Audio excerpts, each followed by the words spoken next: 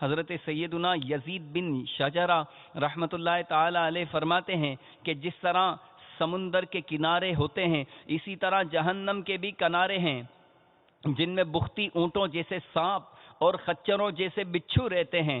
اہل جہنم جب عذاب میں کمی کے لیے فریاد کریں گے تو حکم ہوگا کناروں سے باہر نکلو۔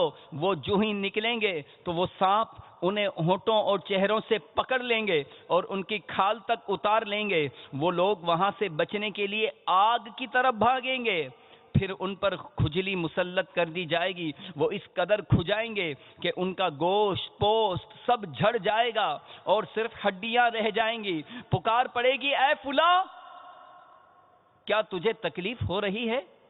وہ کہے گا ہاں، تو کہا جائے گا یہ اس ایذا کا بدلہ ہے جو تو مومنوں کو دیا کرتا تھا۔